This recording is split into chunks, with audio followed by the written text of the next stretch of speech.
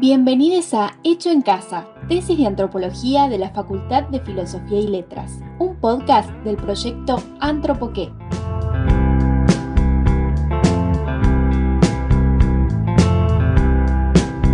Letristas, poetas, cantantes, atletas, pintores, dentistas, ciudades, familias, doctores, parejas.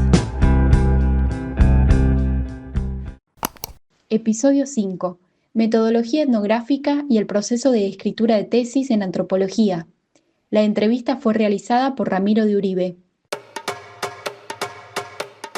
Mi nombre es Catalina Antonini. Me recibí el año pasado con mi tesis de grado que se llamó Puerto Pirámides y el Día Nacional de la Ballena Franca Austral, las tramas de la memoria colectiva desde la explotación extractiva a la protección de la naturaleza. Me dirigió Marcela Brac, me codirigió María Cecilia Martino y también, formo parte del UACIT que dirigen ellas, que se llama Memorias, Identidades y Patrimonios del Trabajo. Mi nombre es Daniela Castro Agudín. La investigación que desarrollo en mi tesis es una etnografía sobre mujeres trabajadoras del ferrocarril que lleva como título Mujeres ferroviarias, una aproximación antropológica a las experiencias laborales de mujeres trabajadoras del ferrocarril.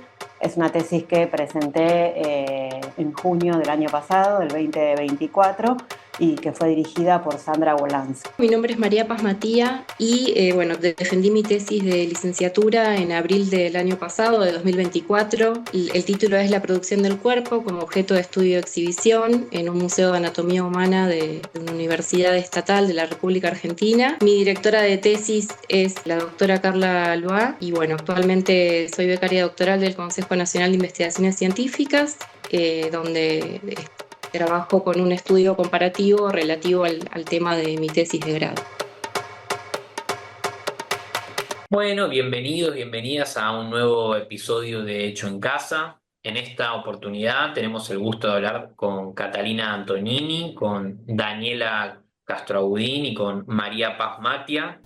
Les voy a pedir que en este momento puedan comentarnos un poco más sobre sus investigaciones, sobre, qué temáticas abarcan, cuáles fueron los objetivos, cuáles fueron los campos etnográficos en los que tuvieron la oportunidad de realizar trabajo de campo y que nos cuenten quiénes fueron sus referentes y cómo fueron relacionándose según los objetivos y las temáticas que trabajaron en sus investigaciones. Bueno, mi tesis se focalizó en la localidad de Puerto Pirámides, que es el único núcleo poblacional que tiene Península Valdés en la provincia de Chubut.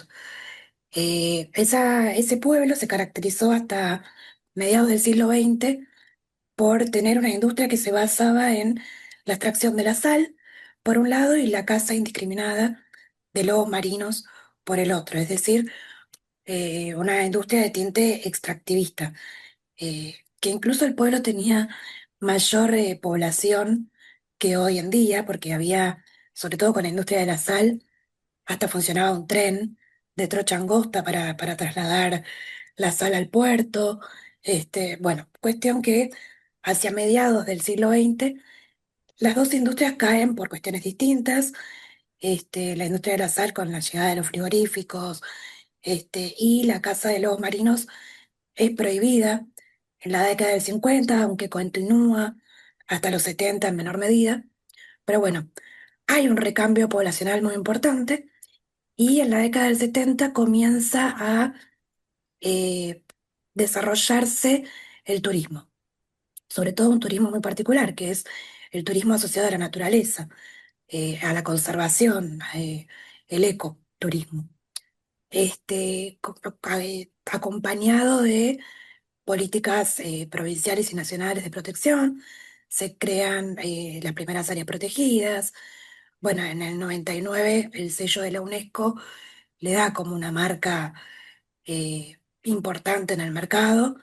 Y bueno, ahí lo que yo analizo en la tesis es esta transformación en la narrativa identitaria de un pueblo, que pasa de explotar eh, sus recursos naturales a, bueno, es otra forma de explotación, pero con un tinte conservacionista.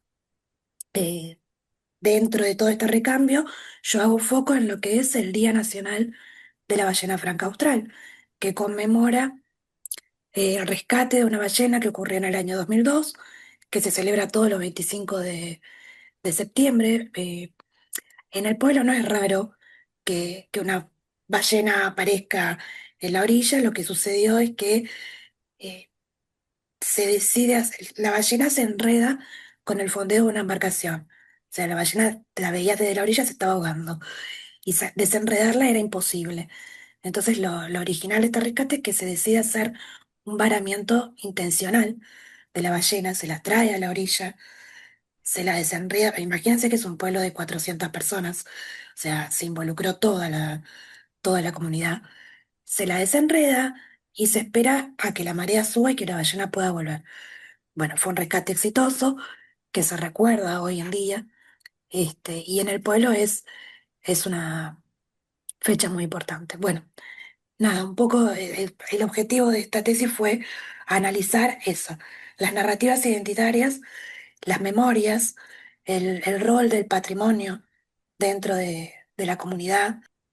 Bueno, por mi parte, el problema de investigación que trabajé, o sea, el objetivo general de la tesis fue analizar las experiencias laborales de mujeres que trabajan en lo que es el ámbito del ferrocarril y los vínculos de estas mujeres con las relaciones de desigualdad de género, ¿no? En un mundo social predominantemente masculino como lo es el trabajo ferroviario, ¿sí? Haciendo foco en dos puntos. Por un lado, en las desigualdades de género que derivan de la división sexual del trabajo, y por otro lado, pensando en el ferrocarril como un espacio históricamente poco permeable para las mujeres.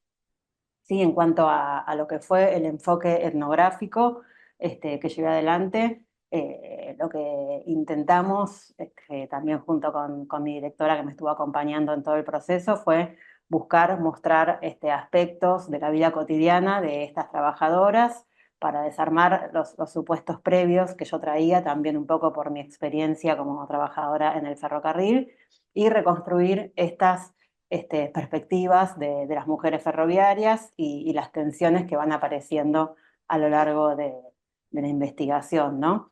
Y además intentamos a partir de esto incorporar una dimensión sociohistórica de la problemática esta de la segregación por género.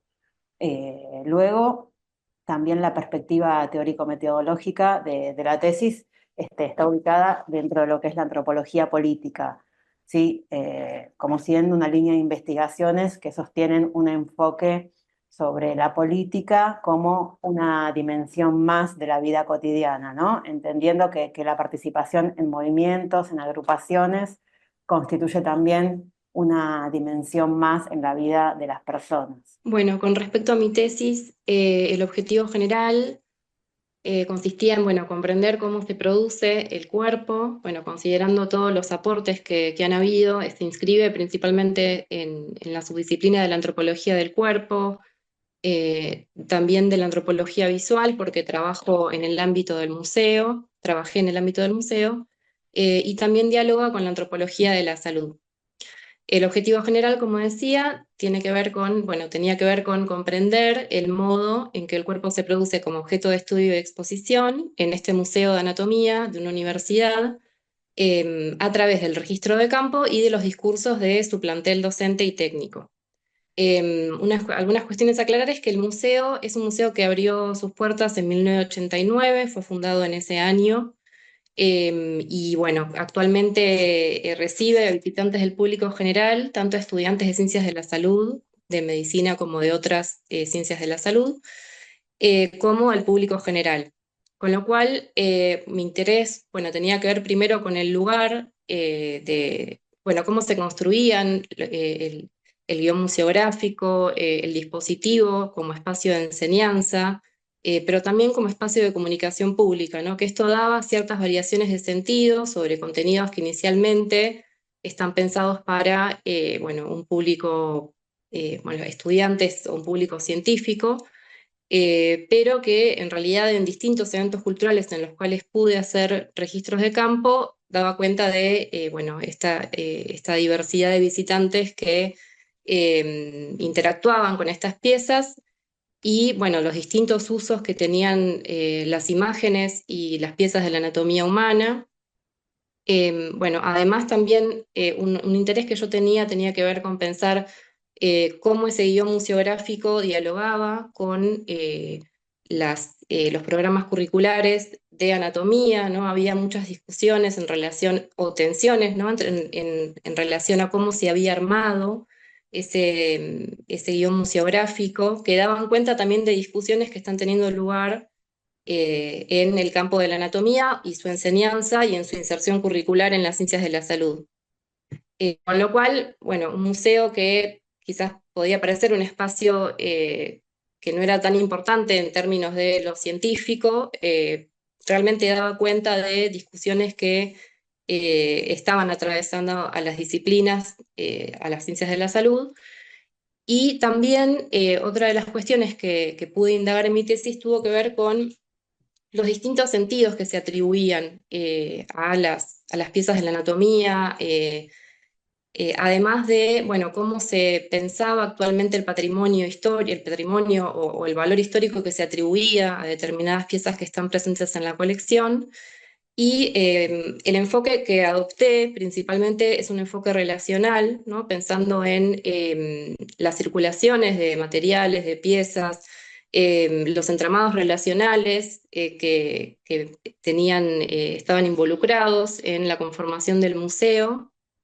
Esto, bueno, pensando tanto la agencia de lo humano como de lo no humano, y ahí, bueno, hay algunas dimensiones que incluimos con mi directora que tenían que ver con, bueno, la materialidad, digamos, cómo la materialidad también es generadora de entramados, los afectos, porque, bueno, en la enseñanza de la anatomía y en la comunicación pública están involucrados distintas experiencias, tanto en lo que tiene que ver con los estudiantes como el público general, con lo cual, bueno, una de esas dimensiones tuvo que ver con analizar el afecto en esos procesos de enseñanza y de comunicación pública. La siguiente pregunta que me gustaría hacerles es pedirle que me comenten un poco cómo fue el proceso de planificación metodológica, en el sentido de que puedan comentarme acerca del proceso de acceso al campo, todo lo que es el proceso de inmersión etnográfica, cómo se produce su participación en las diferentes tramas sociales en las cuales se dedicaron a hacer la observación, para luego indagar un poco más en ese proceso en relación a las temáticas que trabajaron en sus investigaciones. Mi proceso de planificación arranca cuando surge la idea de concretar la tesis, que básicamente fue cursando la materia metodología y técnicas de la investigación de campo. Yo me recibí de grande, entonces la verdad que no tenía en la cabeza una proyección a futuro. La persona que me saca de ahí, lo voy a decir, fue una docente de esa materia, que terminó siendo mi codirectora, María Cecilia Martino, que nos invita en la materia bueno, esto es un ejercicio, escriban sobre lo que les gusten, elijan. Entonces yo dije, más sí, si total, yo no sé si voy a seguir con esto. Y me fui a Puerto Pirámide. Yo no soy de Puerto Pirámide. Yo soy de acá de Buenos Aires, conozco el pueblo de vacacionar de chica. Entonces dije, bueno, voy a escribir sobre lo que me encantaría escribir. Este, y en esa materia, la verdad que, bueno, la docente, un trabajo de motivación importante estuvo conmigo. Y de ahí me quedaban 2 seminarios por cursar. Entonces ya los elijo de cara al tema que estaba dándole forma. Entonces, con esos 2 seminarios terminan saliendo 2 capítulos de tesis. Entonces, como que se fue armando sola la programación desde un poquito antes de terminar de recibirme. El tema del acceso al campo siempre fue, bueno, Puerto Pirámides está a 1.200 kilómetros de acá, y yo cuando curso esta materia estábamos en plena pandemia, con lo cual los primeros accesos al campo fueron virtuales. Que en eso, digo, nada se compara a la presencialidad del campo, pero yo creo que la virtualidad tiene un lugar importante hoy en día que está bueno también validarlo porque se le puede sacar el jugo de otra manera. Este, mis primeras entrevistas fueron virtuales, o por conversaciones por WhatsApp, y también encontrarle esa ventaja, ¿no? Por ejemplo, me acuerdo siempre una entrevista con un guía y capitán ballenero que fue por conversaciones de WhatsApp. Yo en mi oficinita de la biblioteca trabajando y él en su embarcación. Y empezás a analizar otras cosas, como, no sé, los ruidos de fondo. ¿Entendés? Él me hablaba y a veces yo sentía el ruido del motor y de repente el silencio absoluto porque, bueno, lo había apagado porque había llegado a destino y se apaga el motor para que las ballenas se acerquen solas. Este, no sé, los actos fallidos que tiene el interlocutor a veces con las palabras que no quiere decir y dice. Bueno, nada, me amigué un poco con la virtualidad. Obviamente después hice viajes, en el medio escuchaba los podcasts de Hecho en de acá, porque bueno, había mucha información que uno no tiene, ¿viste? ¿Cuántos viajes es necesario hacer para una tesis? ¿Cuándo está bien? ¿Cuándo falta? Y bueno, eso también me ayudó. Mi acceso al campo estuvo facilitado, bueno, como yo fui turista desde muy chiquita, conocía gente. eh, Mi interlocutora principal es una docente del pueblo que me fue abriendo las puertas hacia otras personas, y los viajes que hice, que bueno, finalmente hice 3 viajes y consideré que estaba más que bien, los hice en fechas claves, en el Día de la Ballena, hubo un año que hubo elecciones, no eran presidenciales, ahora no me acuerdo, y viajé también, ahí todo el pueblo movilizado para votar, y bueno, finalmente me fui a veranear en familia, aproveché y en vez de descansar hice trabajo de campo para la tesis. Mi interés por el tema de investigación, por el tema de de los ferrocarriles, surge a partir de mi propia experiencia como trabajadora en una empresa ferroviaria. Desde el momento en que defino trabajar en los ferrocarriles, yo estaba trabajando activamente. Luego, mientras estaba cursando el seminario anual de tesis, soy despedida, ¿no? Todo esto en el año 2018, bajo el gobierno de Mauricio Macri en ese momento. Entonces ahí yo me enojo mucho con el tren, con todo lo que tiene que ver con esta situación que había sido tan injusta. Así que, y esto lo cuento también en la introducción de la tesis, volver al tren desde otra mirada, ¿no? Desde la investigación y no desde la forma de vida del trabajo, para mí fue bastante difícil, ¿no? Porque fue de alguna manera tener que volver a amigarme con un espacio que tiene además muchos atributos simbólicos, ¿no? Como es el tren, y además que está plagado de machismo, misoginia, ¿no? Que el clima laboral es bastante hostil en muchos sentidos.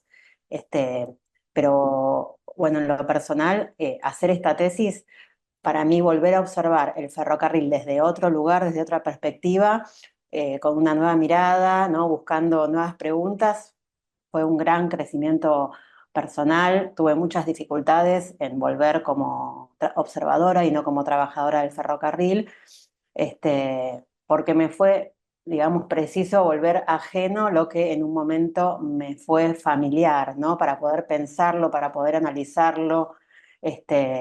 Entonces también tuve que hacer el esfuerzo de desprenderme de toda connotación negativa que traía conmigo después de pasar por esta experiencia, del despido y del enojo, terminando, ¿no? Una experiencia laboral de forma abrupta con todo lo que esto significa, ¿no? Entonces, bueno, tuve que encontrar como otra vía de acceso a los significados mediante la etnografía y resultó finalmente en un gran crecimiento profesional.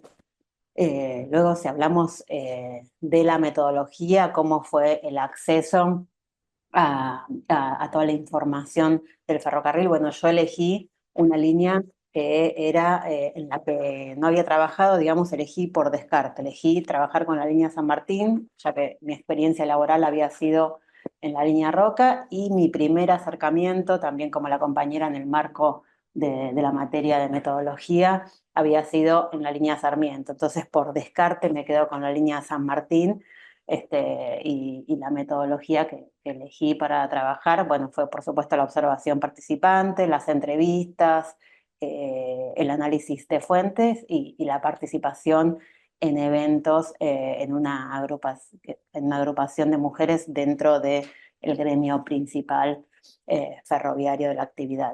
Mi interés en el museo y en el lugar del Museo de Anatomía en la formación de los estudiantes de Ciencias de la Salud surge, por un lado, por la experiencia que tuve durante mis prácticas docentes para el profesorado de Antropología, que también lo hice en la Facultad de Filosofía y Letras de la Universidad de Buenos Aires. Tuve la posibilidad de hacer mis prácticas en una materia de ciencias sociales que se dicta en la licenciatura en obstetricia de la Universidad Nacional de La Plata, de la Facultad de Medicina. Bueno, en esa experiencia la verdad que fue muy enriquecedora porque en ese momento se estaban discutiendo, se estaba haciendo una modificación en los programas de varias de las ciencias de la salud de la Universidad de La Plata, y tuve la posibilidad de, bueno, un poco participar de esas discusiones y pensar, bueno, cómo el cuerpo había sido históricamente un lugar, ¿no?, de intervención biomédica, especialmente, bueno, los cuerpos feminizados o en los cuerpos de las mujeres, ¿no?, en el caso de la obstetricia, y bueno, cómo también había toda una cuestión en relación a esa construcción en el museo. Entonces me intrigaba mucho y me generaba mucho interés poder saber cómo un dispositivo que estaba pensado para la enseñanza en principio, pero bueno, también para la comunicación pública, reproducía o difundía los contenidos sobre lo corporal, sobre las estructuras corporales. Y bueno, en ese marco yo cursé el seminario anual de tesis, el que dirigía la doctora Cecilia Hidalgo, y bueno, allí pude terminar de definir un poco las preguntas de investigación, los objetivos. La metodología fue, bueno, la etnografía, el trabajo de campo etnográfico, el registro en las visitas regulares de estudiantes de medicina y de otras ciencias de la salud, con los docentes y las docentes del museo, las interacciones, el registro sobre visitas guiadas, sobre eventos culturales, como por ejemplo la Noche de los Museos. Luego eso fue complementado con entrevistas semiestructuradas que realicé a 7 integrantes del plantel docente y técnico del museo, además del trabajo con fuentes en la Biblioteca de Graduados de la Facultad de Ciencias Médicas. Y bueno, en relación a mi implicación o a cómo yo ingreso al campo, hubo algo que fue muy llamativo, muy interesante también, porque uno de los docentes, que es el primer docente con quien yo comienzo a hablar, había estudiado antropología antes de estudiar medicina. Entonces eso generaba una cercanía en relación a, bueno, una experiencia que él había tenido también en nuestra carrera. Y si bien, bueno, él había pasado por la carrera en la UBA, la asociación que se hacía generalmente de mi lugar en el museo, y eso quizás tiene un poco más que ver con la reflexividad, era con la antropología biológica, ¿no? Las primeras visitas que yo hice al museo generalmente me acompañaban al sector de la muestra de antropología donde se exhibía el proceso de hominización, ¿no? Entonces había constantemente una asociación en relación a cuál podría ser mi interés en el museo, ¿no? O por ejemplo el sector de medicina legal, ¿no?, sobre donde se exhibían los casos bueno, los casos de medicina forense, ¿no? Entonces, bueno, eso es parte también, está escrito en la tesis sobre cómo fui construyendo mi lugar. Con el avance del trabajo de campo pude acceder a otros espacios, por ejemplo, lo que era la unidad de capacitación y enseñanza para nuevos auxiliares del museo, donde yo tuve la posibilidad de registrar un poco las discusiones que había entre docentes, las preocupaciones que ellos tenían, quizás ante las preguntas que a veces hacía el público, los visitantes. Bueno, también fueron espacios muy, muy enriquecedores. Así que sí, en relación a cómo llego al espacio, tiene que ver con esas dos experiencias, ¿no? Por un lado, el seminario de tesis en la carrera de antropología y por otro lado, mi práctica, mi experiencia en prácticas docentes para el profesorado de antropología. Muchísimas gracias. Bueno, ahora me gustaría hacer algunas preguntas más particulares también para seguir desarrollando estas cuestiones. Bueno, Catalina, en tu trabajo, en tu tesis, vos mencionás que parte de tu reflexividad tiene que ver con esta tensión o doble posicionamiento entre lo que vendría a ser una identificación personal tuya con Puerto Pirámides como turista crónica y que se conjuga con una tarea de investigación. Eh, de alguna manera también atravesado por tu maternidad, es algo que vos mencionás, me gustaría preguntarte sobre eso y también qué bueno que nos cuentes también en base a esa cuestión más metodológica, un poco cómo fuiste observando esta narrativa identitaria del pueblo a través de los años, su reconversión al ecoturismo desde una economía extractivista y las cuestiones ligadas a la memoria y el patrimonio. Conozco Puerto Pirámides desde el año 2005, que me llevan a ver ballenas por primera vez. Puerto Pirámides tiene, no sé si ustedes conocen, pero tienen algo que te atrapa en la mayoría de la gente. De hecho, la mayor parte de la población, ya no tanto me escindo yo, la mayor parte de la población son migrantes que vienen de las grandes urbes, que les ha pasado eso, que viajan, se enamoran y bueno, tienen la posibilidad de ir y ponerse un restaurante, algo, porque vos hablás y bueno, y este era de Caballito y este era de Palermo, digo, hay mucha población eh, de ese tipo, pero bueno, tiene que ver también con este recambio que yo menciono que se da entre la década del 50 y del 60, que la mayor parte de la población que trabajaba con la sal, con los lobos, se va y se empieza a repoblar con con otros objetivos.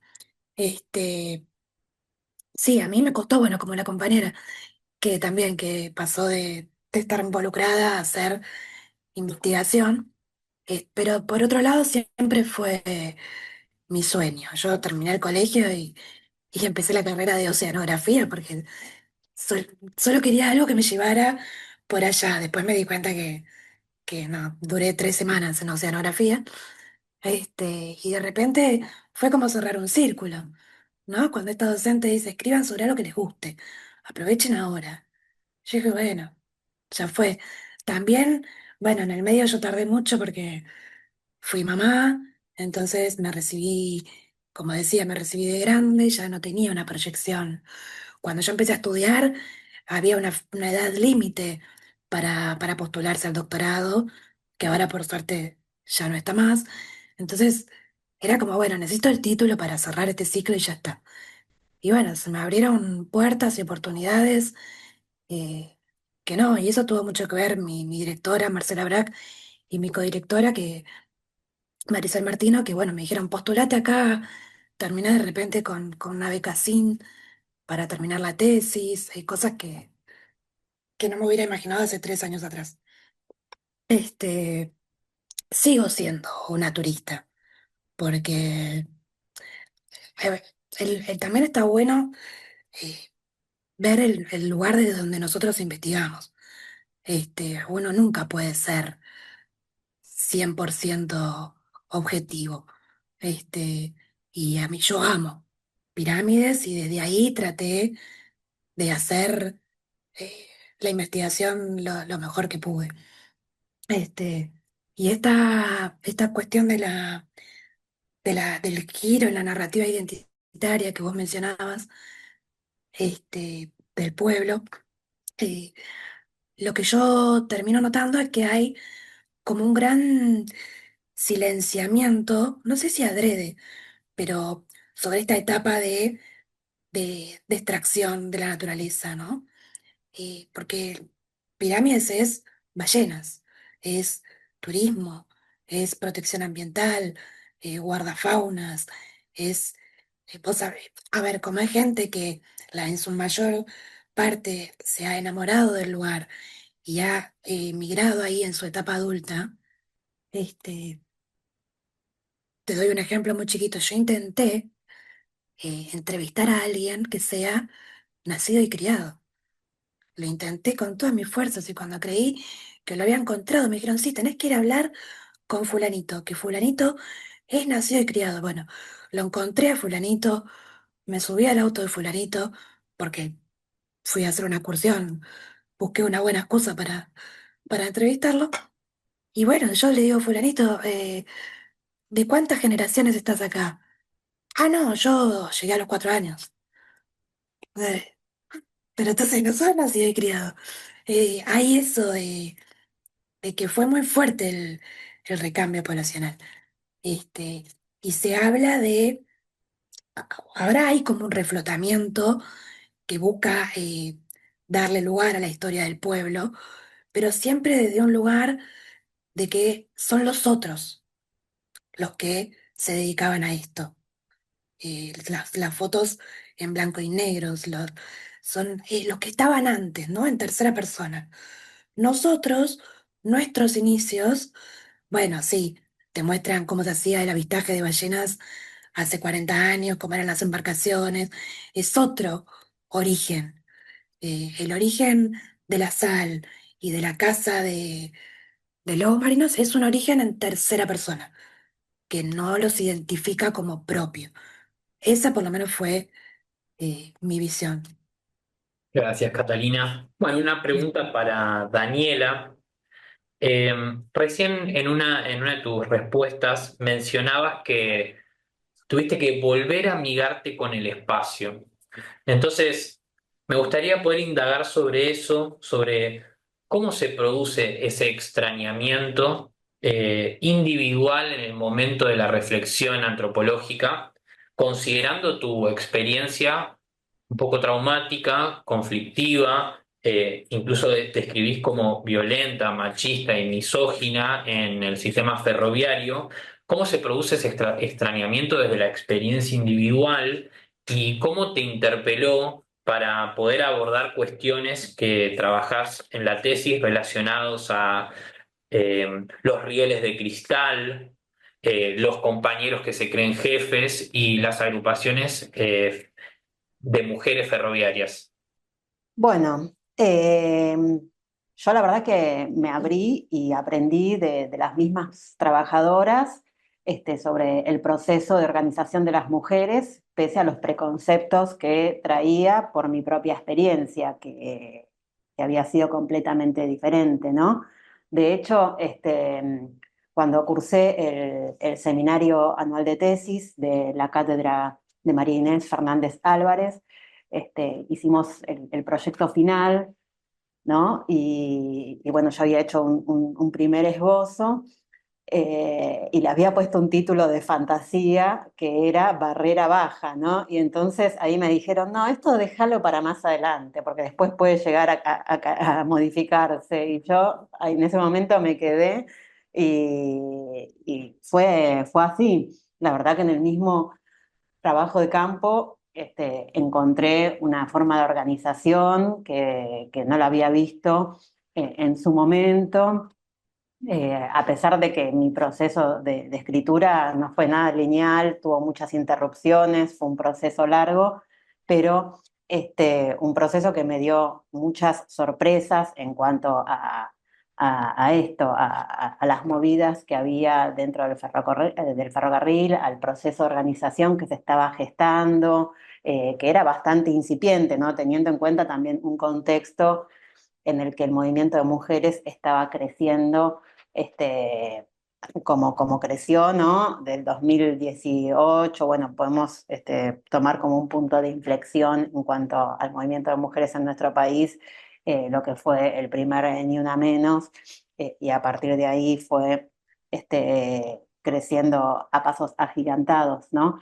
Pero si vos me preguntás en cuanto a la reflexibilidad, en cuanto a tomar conciencia de mi propio trabajo como investigadora, del propio trabajo etnográfico, sí, yo llevaba conmigo sesgos, condicionamientos, que eran fuertes. Entonces, como dije antes, volver al tren desde otro lugar me permitió, entre comillas, amigarme de alguna manera con este objeto de estudio.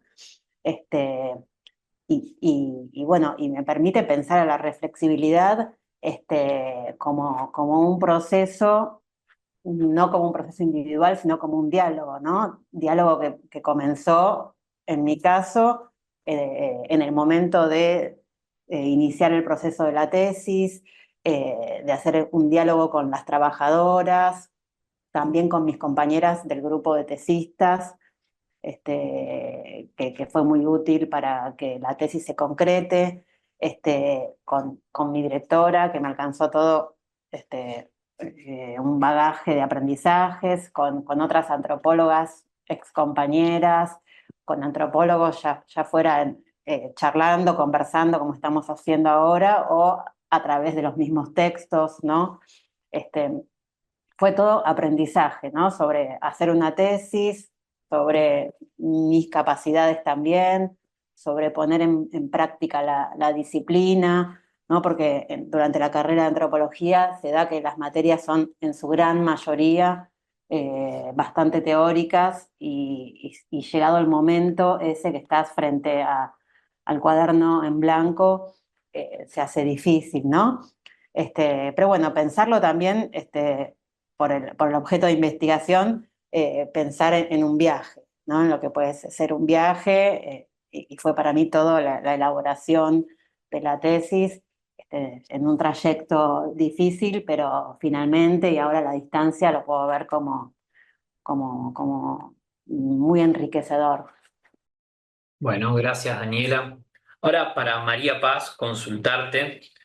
Bueno, en tu caso, tu acceso e ingreso al campo se da a través de tu pertenencia a un equipo de investigación relacionado con el área de la antropología visual. También marcas un interés por la antropología de la salud, y se da en el contexto de un museo de anatomía de la ciudad que tiene una doble función, si se quiere, relacionada con la formación académica de generaciones de estudiantes de medicina, como también la apertura al público general. Entonces, como que combina el área de la formación científica y la enseñanza con la museología. En relación a estas cuestiones, te pregunto, ¿cómo describirías tu proceso de reflexibilidad antropológica y etnográfica según el lugar desde el que te tocó participar allí? Es decir, como una profesional de la antropología que de alguna manera su implicación también llevaba la asignación de un rol por tus interlocutores relacionado a tus aptitudes, a tu formación, y bueno, también a tareas como la participación en la noche de los museos y bueno, seguramente cuestiones más amplias. Bueno, muchas gracias, Ramiro, por la pregunta. Sí, creo que la implicación y un poco la reflexión sobre mi lugar o cómo fui construyendo mi lugar en ese espacio fue cambiando a lo largo del trabajo de campo. Cuando recién llegué, bueno, tuve este primer contacto con uno de los docentes que tenía esta vinculación con nuestra disciplina, con la antropología. Y bueno, ese contacto me facilitó, por ejemplo, conocer otros docentes, acceder a otros espacios como los espacios de formación, pero la verdad es que al principio un poco pasaba esto, ¿no? Que nos pasa a todos que creemos que hacer el trabajo de campo un poco en algunos espacios queremos como pasar desapercibidos, ¿no? Como si no estuviéramos ahí o fuésemos un observador externo Y bueno, eso efectivamente no es posible porque además los agentes de ese campo hacen asociaciones sobre nuestra actividad o nuestros intereses. También las formas de presentación, ¿no? Fue una de las cuestiones que también fui aprendiendo en el campo y que no es solo una forma de presentación, ¿no? A veces son varias presentaciones donde vas afinando poco a poco tu interés y lo vas comunicando a esos agentes, a esas personas. Y bueno, con el avance del trabajo de campo pude acceder a estos otros espacios al punto que en la noche de los museos yo estaba, no digo dando una visita guiada, pero sí estaba con el cartel, con la tarjeta del museo puesta porque era parte de un poco de la institución, parte, digamos, como, bueno, como una investigadora visitante, ¿no? Como una tesista visitante. Eh, y bueno, eso generó sí cierta cercanía a cuestiones o a los sentidos que estos docentes daban al museo, pero sin olvidar también mi lugar como antropóloga, ¿no? O el lugar que nosotros tenemos que muchas veces nos pasa, ¿no? De que empatizamos mucho con las personas en el campo y yo me encontré con mucha heterogeneidad en términos de las diversas perspectivas que tenían los docentes, algunos muy críticos también, ¿no? Porque a veces uno tiene la idea de, bueno, es el modelo médico hegemónico y todos piensan igual.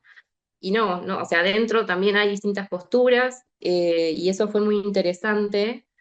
Pero también, bueno, ese lugar sí, es muy interesante la pregunta que haces porque es como que estás en medio, yo a veces sentía que estaba como en medio de dos mundos, de la antropología y de la medicina y las ciencias de la salud, ¿no? Como que estaba ahí porque por un lado también, bueno, yo tenía una formación muy crítica bueno, con este modelo más hegemónico de la medicina, y en el museo también empecé a ver que algunos de estos agentes les daban le atribuían valores a esas piezas o a la visita al museo, incluso he estado en registros de visitas guiadas donde venían estudiantes de otras universidades, por ejemplo, las universidades nacionales del conurbano, que para ellos era importante ir a ese museo porque ahí preparaban el examen de anatomía.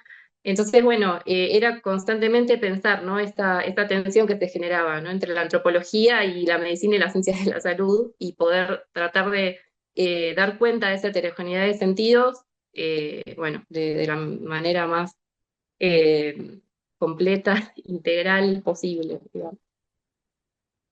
Bueno, yo quisiera primero decir que me parecen súper interesantes las trayectorias y las experiencias que trajeron las compañeras y esto que a veces surge, ¿no? En la investigación sobre la proyección o la no proyección, como a veces estas cuestiones que en realidad creo que Argentina, bueno, por lo menos hasta hace unos años, tuvo bastante apertura para que varias personas podamos ingresar a la investigación y que el proceso de tesis para mí, en lo particular, fue, bueno, una experiencia súper interesante, también intensa por muchos momentos, porque creo que nuestra universidad, nuestra facultad tiene históricamente, ¿no? Esa vara a veces un poco alta que nos ponemos todos de que, bueno, es la tesis y a veces, bueno, es un paso más también, ¿no? Terminar la tesis de grado para entrar en otra etapa, eso también querer transmitirlo.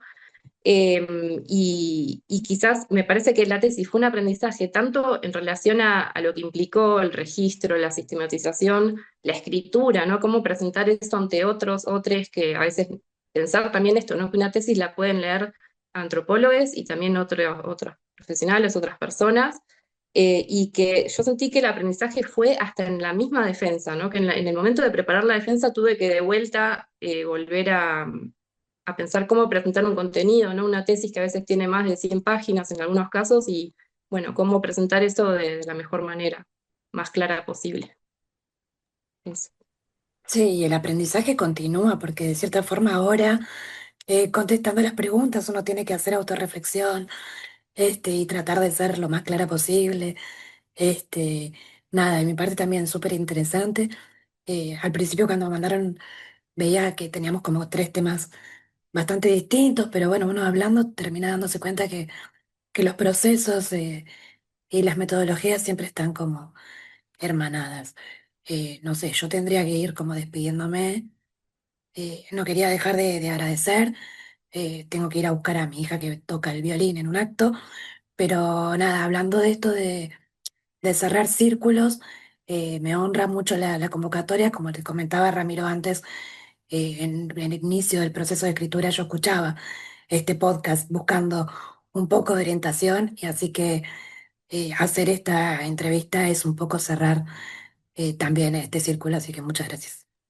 Una antropóloga, Elsie Rockwell, nos ha enseñado que el proceso etnográfico tiene la particularidad no solo de producir conocimientos, sino también de transformar a él o a la etnógrafa en su proceso de construcción.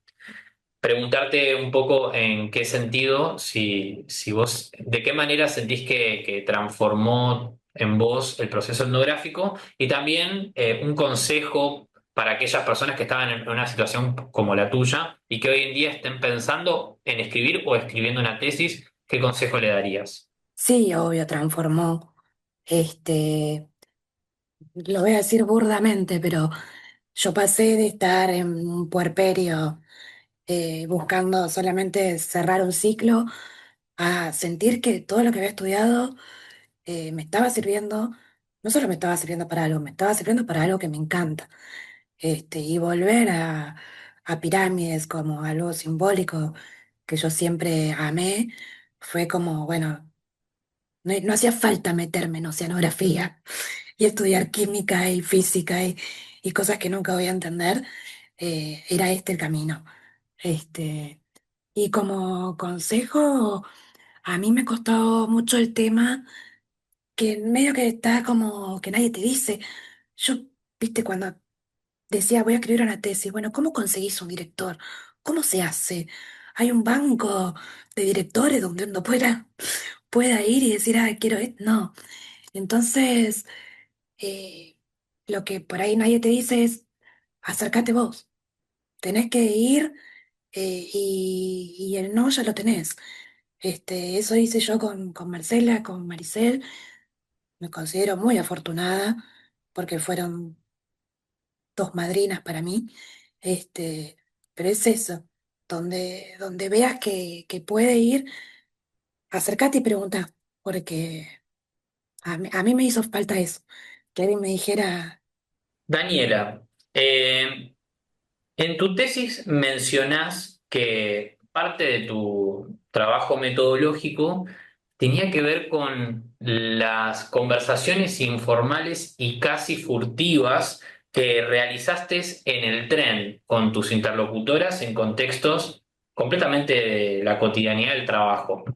Eh, ¿Nos contarías un poco sobre todo ese proceso y qué reflexiones deparó en tu investigación? Sí, por supuesto, los primeros acercamientos fueron así, de esa manera, digamos, acercándome al andén, a las boleterías, charlando con las trabajadoras que estaban en evasión, ¿no? En toda la zona eh, pública, digamos, del andén.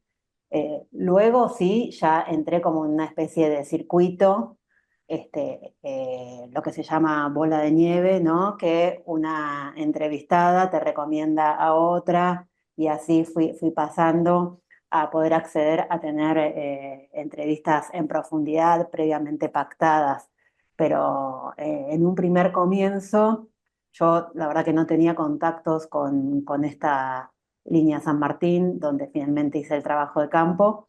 Y entonces comencé preguntando. La verdad que cuando yo planteaba mi tema de investigación y decía que tenía que ver con género, por lo general siempre me mandaban como a las encargadas, a la encargada de boletería, ¿no? En boletería es un lugar bastante feminizado dentro de los sectores del ferrocarril, ¿no? Así como limpieza, pero si yo hablaba con una trabajadora de limpieza, siempre me remitía a la encargada de boletería, ¿no? Sin embargo, de género podemos hablar todas las personas, ¿no? Las mujeres, las diversidades, podemos hablar bastante, pero bueno, siempre esa característica que me remitían a la jefa de boletería. Eh, Luego, la verdad que la etapa del trabajo de campo fue una de las experiencias que más me gustó del hecho de realizar la tesis, ¿no? Porque esto que decíamos hace un rato, es una parte que está bastante alejada de lo visto en la facultad, ¿no? Es pasar nosotras de la teoría a la práctica, a la acción, poner en juego los saberes vistos, ¿no? Aprender a investigar en definitiva, aprender algo diferente. Así que la etapa del trabajo de campo fue una de las etapas que más me gustó de, del hacer la tesis. Yo por ahí la parte de la escritura un poco la sufrí, pero me gustó esto. Eh, Luego, bueno, durante mi experiencia en el seminario anual de tesis, justo se dio que Fernández Álvarez, la jefa de cátedra, ella había trabajado en la línea San Martín, pero con vendedores ambulantes del tren, ¿no? Que si las preguntas también se consideran trabajadores del ferrocarril, y por ahí eso impactó en la definición de la línea, pero después fue un recurso que no utilicé. Preferí ingresar de esta manera, comenzar a viajar en el tren, bueno, y empezar a preguntar, a conocer trabajadoras una a una, y bueno, hasta que finalmente di con las trabajadoras que participaban de esta organización, que es en la que se centra mi tesis, que es la agrupación Mujeres Ferroviarias, que es una agrupación de mujeres que está conformada dentro del paraguas de lo que es el gremio Unión Ferroviaria. Así que bueno, así fue mi recorrido. Y para María Paz, bueno, nos comentaste que parte de tu proceso etnográfico implicó un involucramiento en las actividades del museo en el que investigaste. Y que, entonces, mi pregunta o comentario va por el lado de cómo fue habitar la cotidianidad de estos espacios, cómo fue desenvolviéndose en relación a tus intereses de investigación, los propios debates que se daban en los contextos de enseñanzas entre los docentes de anatomía y los estudiantes, y cómo se relacionaba este diálogo, este ida y vuelta también con la exhibición de las imágenes y de las piezas.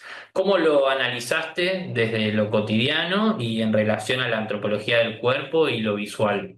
Bueno, un poco como venía comentando, los momentos que fui eligiendo para hacer mis registros, bueno, un poco eran las visitas regulares, ¿no? De los estudiantes, el uso que ellos hacían del museo.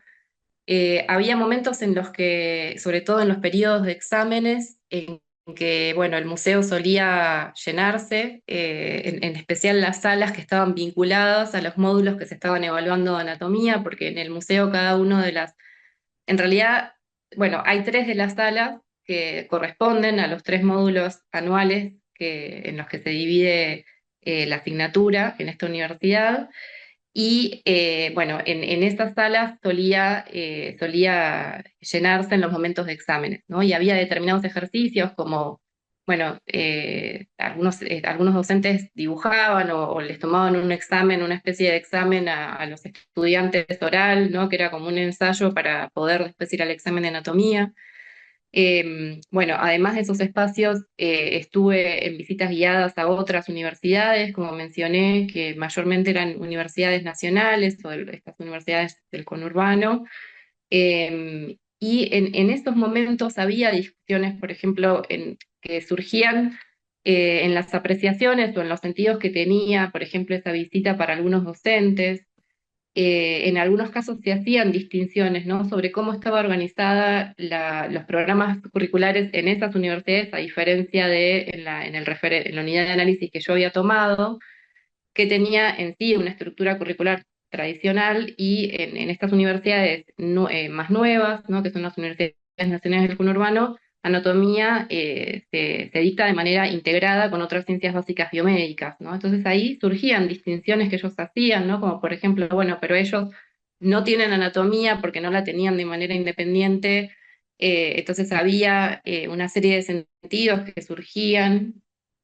Después, en relación al ordenamiento de las salas, bueno, esas discusiones surgieron más que nada en las entrevistas a los docentes, eh, donde ellos recuperaban un poco cómo estaba organizado hoy por hoy el museo y qué modificarían en relación a cómo estaban dispuestos los contenidos.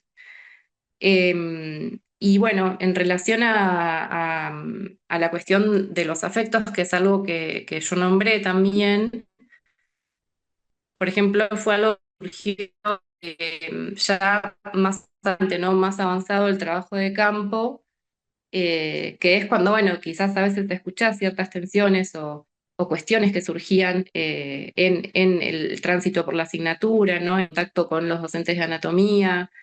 Pero bueno, ahí fui también tomando cuenta de esa dimensión, ¿no? Porque muchas veces en lo que es el campo científico o el campo médico, la cuestión de cómo puede impactar un contenido de la anatomía o el afecto o las emociones en el tránsito por la asignatura y en la visita al museo es algo que no está del todo nombrado, ¿no? Pero que esas tensiones surgían bueno, a lo largo en el momento en el que fue avanzando el registro. Y también la posibilidad de estar en la escuela de formación fue muy interesante porque ahí en las estrategias didácticas que buscaban esos docentes para, por ejemplo, las visitas guiadas o cómo explicar determinados contenidos o cómo afrontar determinadas preguntas que se hacían, surgían también, ¿no? Cuestionamientos en relación a cómo estaban exhibidos determinados contenidos, al cuidado sobre las apropiaciones que se hacían.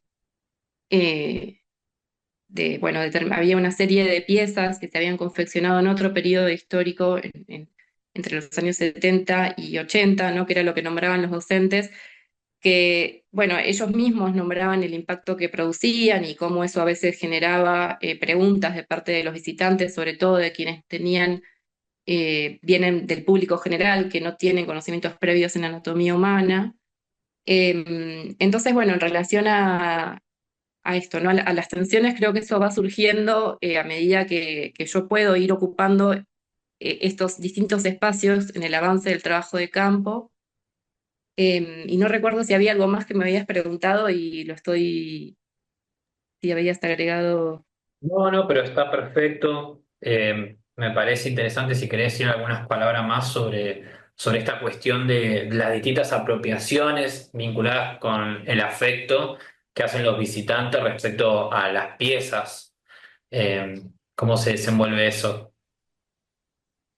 Bueno, esa noción de afecto yo la tomo bueno, de Jane Bennett, ¿no? Que habla de cómo los elementos no humanos pueden producir afectaciones, eh, en este caso las piezas exhibidas o los preparados, y que esas afectaciones pueden ser tanto negativas como positivas, ¿no?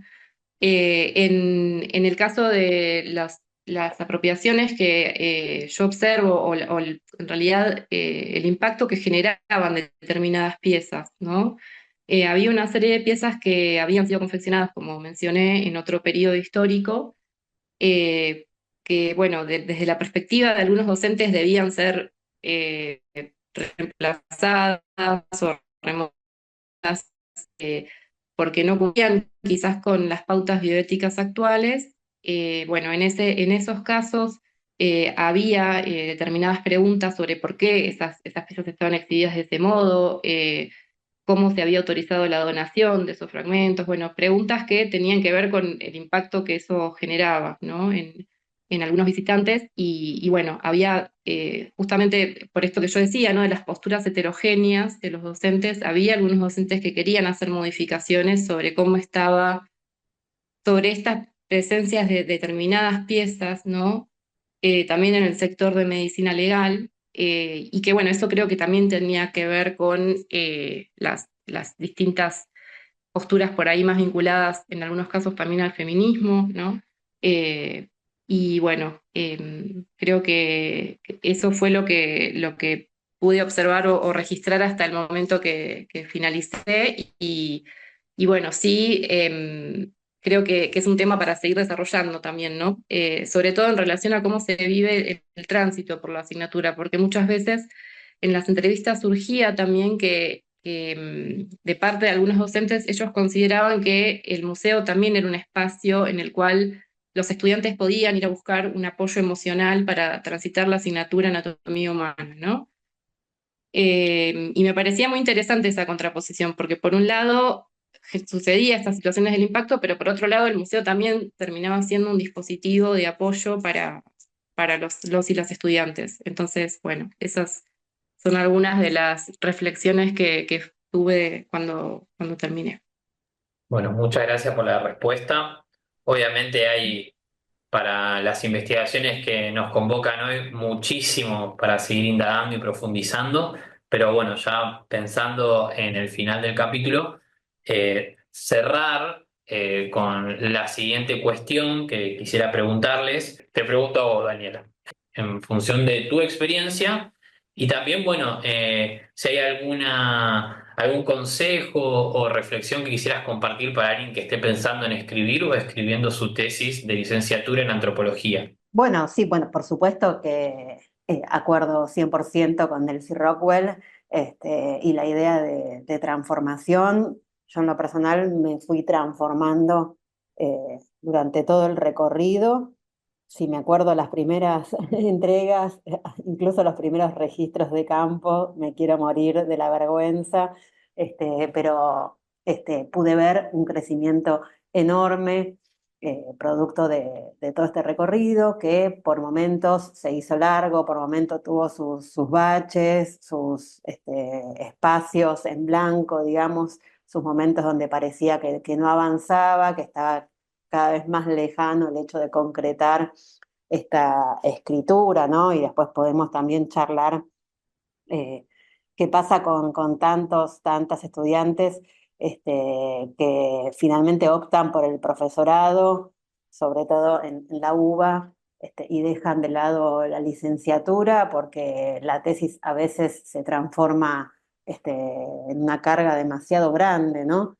Mi consejo, por supuesto, es que lean, que escriban, que escuchen podcasts, que miren videos de YouTube, pero que nunca abandonen porque eh, se llega al final del recorrido y la verdad que es todo ganancia, ¿no? Yo te decía recién que lo que más me gustó fue la etapa del trabajo de campo, que me costó un poco el tema de la escritura, sobre todo en un principio. Después siento que de alguna manera fui aprendiendo el lenguaje de la etnografía, fui aprendiendo lo que es la producción académica, y se me facilitaron las cosas, pero las primeras idas y vueltas con mi directora eran un millón de correcciones, de no saber por dónde empezar, de pensar que nunca le iba a terminar, que nunca iba a llegar, y finalmente el camino se allana, la verdad. Pero bueno, más allá de la etapa que me gustó del trabajo de campo, lo que más me gustó fue la etapa de terminarla y defenderla, aunque en mi caso también se dio en un momento, en un contexto bastante particular. Eh, pero bueno, siento que es un proceso largo, tal vez demasiado largo, pero de mucho aprendizaje. Y bueno, y que hay que cerrar ese ciclo, hay que cerrar ese círculo, independientemente si después nos vamos a dedicar o no a, a la investigación académica. Eh, pero bueno, esto, no dejarse estar y continuar siempre, si tenemos un tema que nos interesa, leyendo constantemente, ¿no? Para escribir hay que leer, así que ese es un ejercicio que no hay que perder. Y otra recomendación también que puedo dar, que a mí en lo particular me sirvió mucho, es integrar un grupo de tesistas, porque bueno, poniéndonos fechas, encuentros, leyendo las tesis de otras compañeras y compañeros, fue muy enriquecedor y es un empuje, ¿no? Si vos ves que tu par puede ir avanzando y ya presenta eh, producciones que vos que admirás, de alguna manera te reflejás y decís, bueno, yo también puedo, y además esto, ya estamos en un momento de bastante soledad, ¿no? La de la escritura, tener un grupo de gente donde te pongas por lo menos un encuentro por mes, o cada 2 meses, o en el tiempo que cada una pueda más o menos manejar, es muy importante, al menos para mí y pienso que para todas las personas, una vez que terminamos la facultad con los emergentes de la vida, es muy difícil organizarse y bueno, y por supuesto que nunca se prioriza algo a menos que vos estés dentro de un sistema de becas y demás, que no fue mi caso. Entonces, al hacer la tesis a pulmón y a corazón, es muy difícil dedicarle el tiempo que merece, y si hay algo que merece una tesis es mucho tiempo. Así que bueno, esto de trabajar en grupo, trabajar dentro, más allá de lo individual, sino que poder compartir los avances, poder leer lo que escriben otras compañeras, otros compañeros, recibir también opiniones y puntos de vista de pares, me parece fundamental y fue la verdad el empujón que a mí me dio la posibilidad de finalizar la tesis. Así que esa es una recomendación que daría para alguien que hoy está comenzando en este camino. A lo largo del trabajo de campo, sí, yo sentí que hubo transformaciones. Quizás en el trabajo de campo me facilitó, o sea, digo, me fue una instancia primero muy interesante para poder pensar distintas dimensiones del museo, ¿no? Yo, una cosa que quería comentar es que el seminario de tesis yo lo hice en 2019 y después de eso empezó la pandemia, ¿no? Y la verdad es que yo quizás podría haber orientado mi tesis hacia algo más vinculado al análisis virtual, quizás de la exhibición del museo, pero la verdad es que estar ahí presente y poder asistir al museo, interactuar con los docentes, me dio un entendimiento y una mirada sobre la colección y la exhibición del museo que siento que no la hubiese tenido si no hubiese estado ahí. Bueno, muchísimas gracias por la invitación a participar, a todos los que conforman el podcast de Hecho en Casa y por supuesto a la universidad pública, gratuita, inclusiva y de calidad. Y quería finalizar, si querés, en relación a esto de qué sugerir a las personas que están haciendo su tesis actualmente. Primero esto, ¿no? Pensar que es una instancia muy importante, pero bueno, que también hay otras instancias que vienen posteriores, ¿no? Porque a veces es un momento muy intenso, ¿no? En relación a esto que hablamos de las emociones también.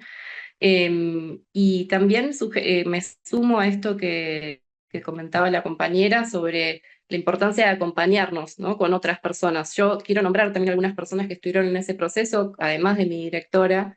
Bueno, una persona que me acompañó muchísimo fue María Belén López Castro, que era una de las docentes del seminario de Cecilia Hidalgo. Ella hizo su tesis en los laboratorios de anatomía y bueno, realmente su apoyo fue muy importante en el avance de mi trabajo. También Paula Bruno, una compañera de un UASIT del cual yo formaba parte, del área de antropología visual, que bueno, con ella cursé seminarios sobre museos y también tuvo un acompañamiento conmigo. Entonces sí, creo que hay que ir construyéndose esos espacios de apoyo y bueno, también apostar, ¿no? Para realizar la tesis, para pasar por esa experiencia que realmente es muy, muy enriquecedora, te da una mirada que el profesorado también es muy, muy interesante y te da muchísimas herramientas.